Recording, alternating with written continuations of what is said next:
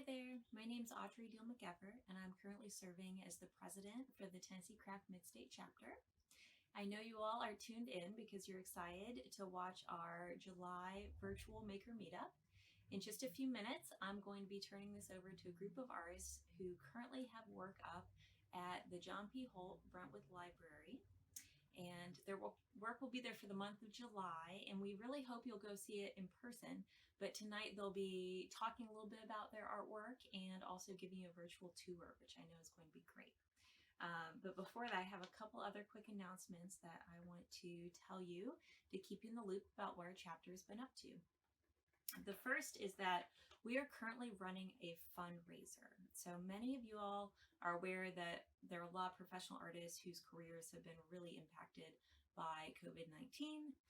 I can say for myself, shows are being canceled left and right. There's a lot of income opportunities that professional artists rely on that is suddenly drying up. And a few months ago, the Midstate board created a program called Micro Grants for Creative Craft Content. And this program awards artists stipends in exchange for them creating a short video for us. The video is either documenting their studio, their body of work, or maybe showing us part of their process. And we've already launched 3 of these and gotten the results back, which are wonderful. You can view them on our website. We also have a YouTube channel that's under Tennessee Craft Midstate. But we realize there's so much more need, and we really want to create more of these opportunities. So currently we are trying to raise $1,000, and for this we will fund 10 more micro grants. We have created a Gofundme page, and you can find this really easily if you go to our website, which is Tennessee Craft Midstate, MIDSTATE.org. And right there on the homepage, you'll see a link to the Gofundme. Every little bit helps, whether it's $5 or $50, every little bit helps. We've already raised enough to fund an additional micro grant, and we can't wait to get even 9 more going because there's certainly the need right now. So please consider donating. It's a really wonderful program. The other thing I want to mention is that as of right now, we still are planning for the Fall Craft Fair in Centennial Park. And our chapter will, as always, have a group of artists selling in the Emerging Makers tent. So this is a really neat exclusive program for Tennessee Craft members, and they get to learn to sell their work in a supportive environment where you have a mentor, you have peers to learn alongside of, and you also have much lower booth fees. Instead, you're just paying a portion of your sales. It's much easier than starting off in the big tent circle in one of the big tents, although that's plenty of fun too. Hopefully you'll see me there doing it. But this is such a great place to start. Or it's also a great opportunity if you're trying out a new art form and you're trying to make a transition and you want to try that out in a supportive environment. Those artists are also eligible. So that program, which is officially run by our parent organization, the statewide level of Tennessee Craft. Their website is tennesseecraft.org. And if you just click on programs on their website, you'll be able to learn more information. But by applying, you would be applying to be part of our Midstate chapter program. And I will really look forward to seeing the artists there. It is juried, but it's a really wonderful program. I hope you'll consider it. Okay, I think that's my list of announcements. Without further ado, I'm going to turn things over to the artists who currently have work at the Brentwood Library. Thanks so much for watching. Hi, we are coming to you from the John P. Holt Brentwood Library in Brentwood, Tennessee.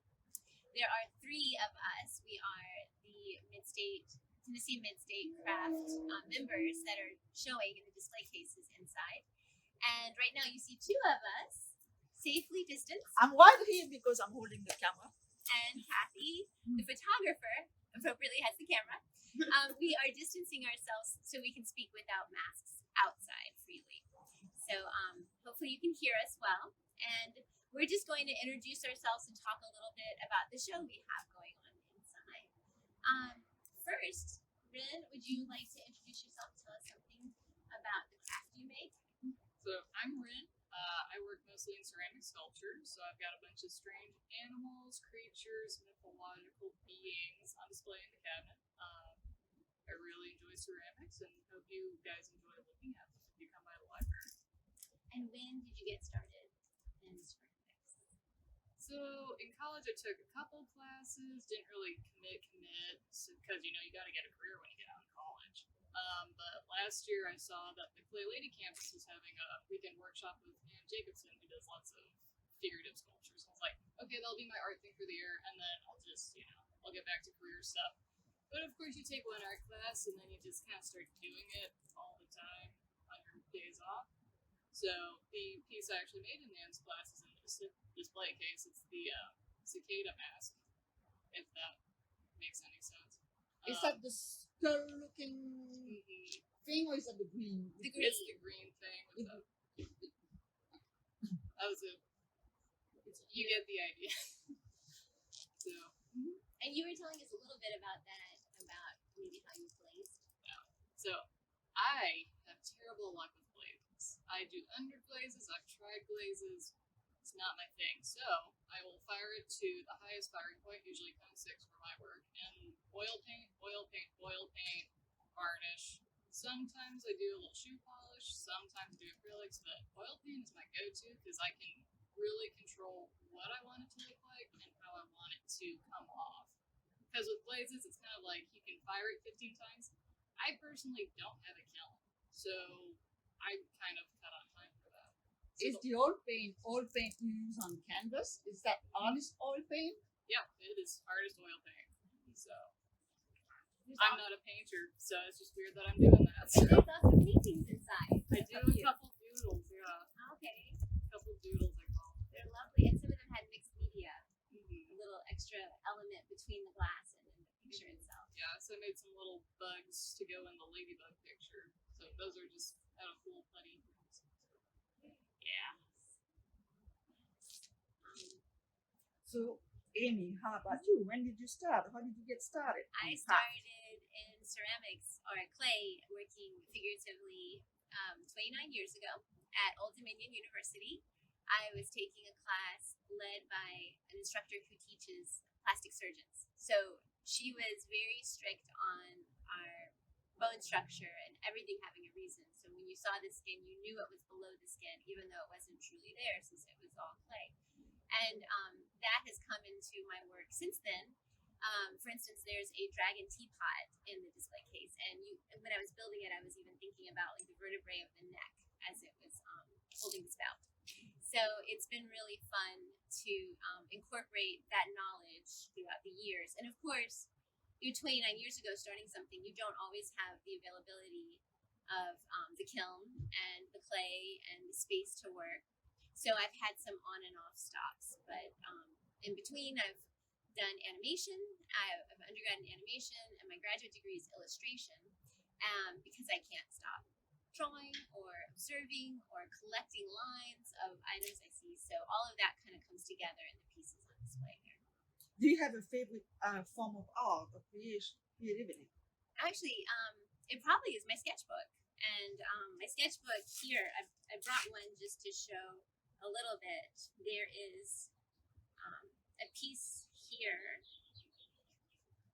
from downtown Nashville, and I sketched this while sitting at Frothy Monkey a couple years back. But also in my painting and drawing class that I teach, I was demonstrating ink techniques on the same page. So a lot of the ideas and the observations come together in the sketchbook. Sometimes if I'm walking through the forest, I stop and have to draw one specific tree. I don't know the tree, so I also record its leaf as best as possible. But through these books and through the observations I make, all that stuff comes out in the final pieces. So yes, I've noticed in the show you have a little village, so that's where you find the inspiration from that building in downtown. Yes. Those buildings, specific buildings, the ones you have on the pots? Actually, on a mug that's on display there, it's Franklin, downtown Franklin. I looked at all the lines and the way the brick went around, and they had these triangular pieces between the windows where the bricks come together, and it's like a little stone, and I love looking at it. So I incorporated that in the largest mug that's on display in there. And then I've done many others throughout the times, but sometimes this one is kind of a made-up version of my time living in Queens, New York, where it was 2-story homes, and big windows and sometimes small windows too in different ages. But I incorporate my dog in a lot, like a lot of illustrators do. So this is how they end up coming out. It's almost like all the things I've collected has an outlet on the clay. Do you also do drawings before doing your sculptures, or do you go That's for a it straight? smart thing to do. I don't do that.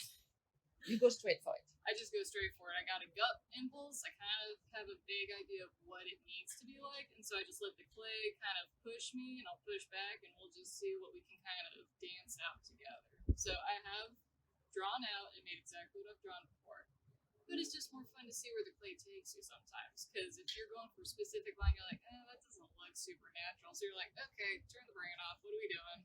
And then you just get your subconscious out there, and it just kind of helps you out. So. And do you have favorite subjects? Ooh, I love me some mythology. So I've got a couple mythological things in the case in there. Come check it out. But I also have ducks. So just whatever strikes my fancy is, I need something cute and adorable to do, or do I want to do something scary and weird? Just whatever strikes me at the time. Very impulsive. It's not very smart, but that's what an artist does. And you had mentioned, I think some of your pieces are almost like a form of an emotion, almost. Yeah. So I'm very receptive to other people's moods and what's going on. So if somebody comes off as like extremely happy or joyous or just very upset, it's like, okay, if that was a physical thing that you could pick up, what would it be like? So to me, it looks like certain things, and to other people, it might, resonate or it might not. So I'm just putting out what I'm feeling from whatever the subject is, and if you get the same, cool. If you get something different, very cool. I'd be very interested to see what you get from it. So that's the joy of art. You make one thing with one intention, somebody else is like, no, it's not that. Something else is like, oh, okay, let's talk about that. What you got? So what's your favorite piece in the case? My favorite piece in the case? Ooh. That's like asking about your favorite kid. Oh, I probably like the Minotaur on the top shelf. He and I had some history. AKA, what am I doing with this? Why am I making this? But then he turned out to be quite amiable. So, and he's not as scary as he came out the first time. So, there's a learning curve, that guy. So we was it became very close. Was it hard? Was he hard? I mean, technically, physically, to create? Not for me, really. It was more of, is he going to be menacing or is he a nice creature? Because that will change the gesture of it. So it was more like, I didn't have an emotion in mind when he was getting created. I was just like, I want to make this. And I'm like, he needs to actually embody a thing. He can't just be there. So he's just chilling. We decided he's just going to chill out. He's not going to be mean. He's not going to be upset. He's just going to chill. But you don't draw, so did you have pictures or a book, or did you have anything? I mean, to go, because a lot of painters or potters or drawers, you have a reference picture right there while you're working, either hanging by the easel or the table or whatever, your work surfaces. So do you have a reference? Did you have a reference picture, or was it all in your imagination? If I was smart, I'd have many reference pictures. I do not function well like that because I get too caught up with trying to make it exactly like that thing. So what I'll usually do is look at a picture of, so Minotaur is a bull, right? So you're going to look at that, be like, okay, so bulls have this sort of gesture. So it's like, okay, gesture memorize, do that, because I will get caught up in minute details that don't actually matter a whole lot. So with the line cut I have in there, I needed many reference photos because I'm like, I'm not familiar with the physiognomy of those guys because they're different than a house cat. So you want to make sure you've got that down or else he's just not going to look right. And you don't want a line cut that looks a little funky. So you just got to, if you're going for lifelike, reference photos, but for me, I just get caught up in, this doesn't look realistic. It's okay. It's abstract. It's art. Or how about you? Do you have your sketchbook open when you do? Sometimes. And go, and does it have to look exactly like the sketchbook? Sketchbook on the. No, and usually it's just once I've recorded it, like you've got the idea in your head. Like this was a drawing from National Geographic to get the moon kind of shapes, and I have some moon pieces in there. And once you get the idea of how concave and convex surfaces are shaded and how that was then you get to enjoy pushing and pulling the shapes in. So it's more a study of shape and form and texture. And shall we hear a little bit more about you? Would you like Yes. to come and sit in front? I'll come and sit in front, and we're still recording, so we're doing good. Good.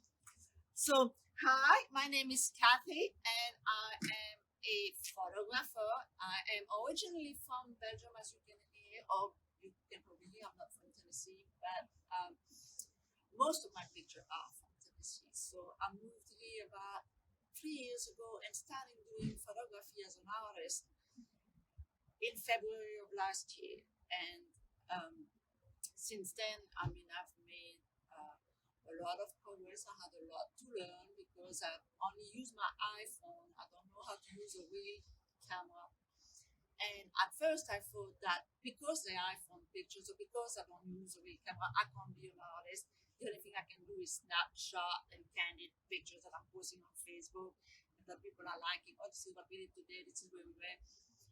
And people were really liking it and were really liking the things I was finding because my best friend and I, we do love going on Sunday drives and we do love trying to find towns we've never been in or roads we've never been on.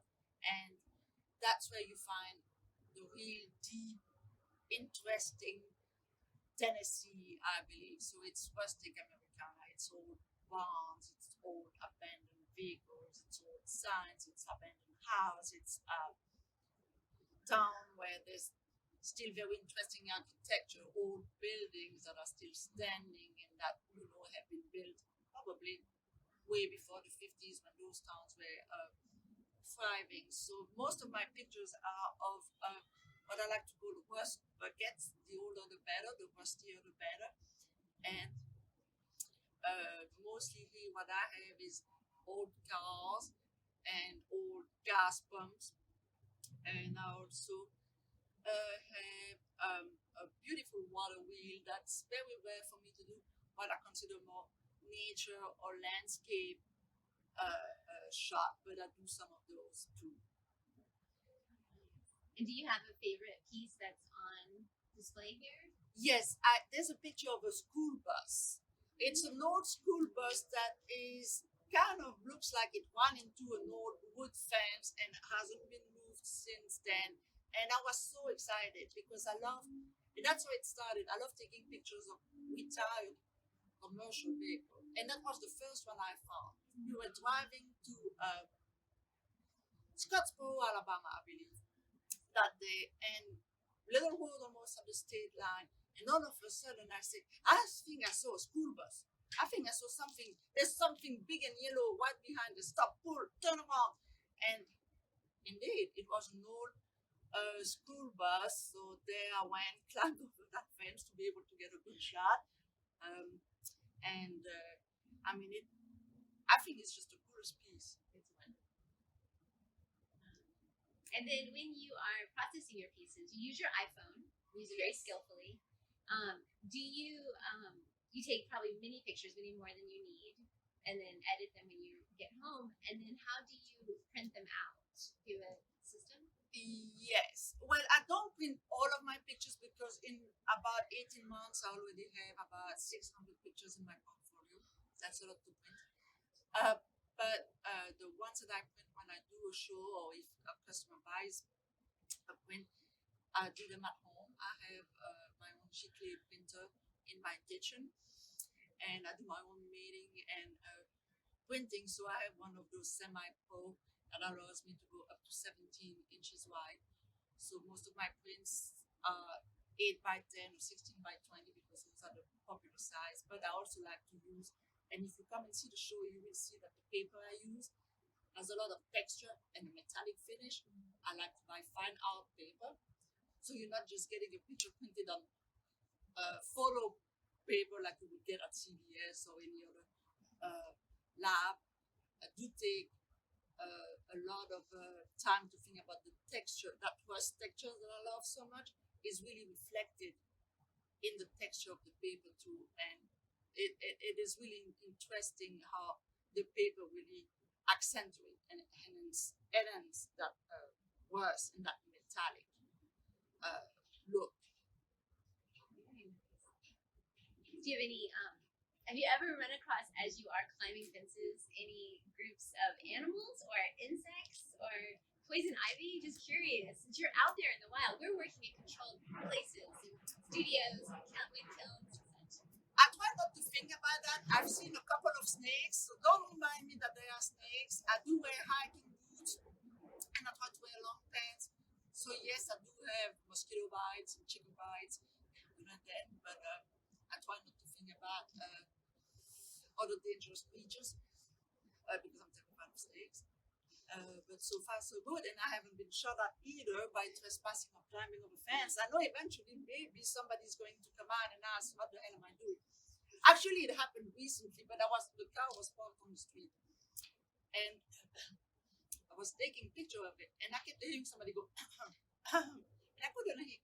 And it was the owner of the car who was in his yard behind his hedges, so I couldn't really see him. And then that was interesting because he told me, actually, I have plenty of cars around the corner. I own an antique shop, so if you want, you can just go and take a picture of them. So that's one of the few, if not the only person I've met that took pictures of something you own. But yes. That's wonderful. And do you have a favorite season to kind of go out and finding?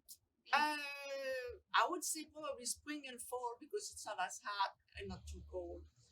But anytime is good because when you take pictures of abandoned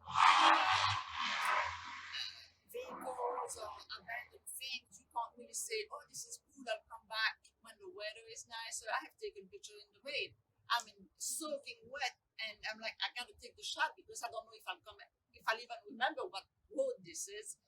And I don't know that if I come back in a month or 6 weeks, it'll still be there. I had that happen recently. Last year in March, I took a picture of an old gas pump in Jamestown, and about a month ago, we drove through Jamestown again, and that old gas pump is gone, which I think is sad, but at the same time, I'm glad that I took a picture of it. And it's one of the pictures showing here in the library. Wonderful. It sounds like between all of our work, we're almost presenting not only a different view, of course, of a cicada or a building or a gas pump, but it's almost like something you can't put a word on, like an emotion or a memory, or a place, like a daydream. Like I consider a lot of my work daydream kind of pieces, or fairy tale or kind of fantastical, where you can kind of go off and daydream. So I love that we've been able to take the pieces and bring them into something tangible, take those thoughts. If Cathy, if you are not in the field finding pictures on the roads of Tennessee and the area, where else can people find you? I have Instagram and Facebook, Boucher Art Photography, and I have a website, boucher.org, and you can also find me at shows and galleries. Usually I try to post my schedule and my events on my Facebook page. Ryn, where can we find you? I have very limited availability. You can find me on Instagram at Sadie and Cygnus, and that's pretty much the only social media website platform I have. And here at the library, hopefully you can come and find us all. I am Amy Krimzer Sterling, who has the pottery in there. And you can find me at Potter Painter Picture Maker on Instagram. And I have an outdated illustrative website at amyksterling.com. Thank you, ladies, for your time. Thank you for watching. Come and see the Brentwood Library art that is up in the display cases. My name is Cathy from Boucher Photography, and I am an art photographer from Belgium, and I have been doing photography for about 1.5 years. And what I have selected here is some of my most my favorite subjects. And as you can see, I love colors and texture.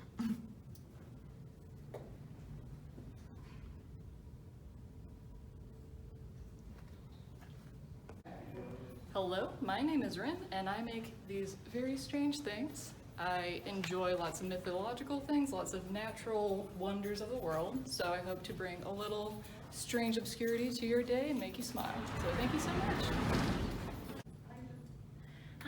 I'm Amy Krimzer Sterling. I am a potter and a painter with Tennessee Craft Midstate Chapter. And here we have a show at the Brentwood Library of some pottery I've made, mostly hand-built. There's a few that are wheel-thrown. And I have embellished the surfaces with storytelling and adventures. If you're in the Brentwood area, please stop by and visit.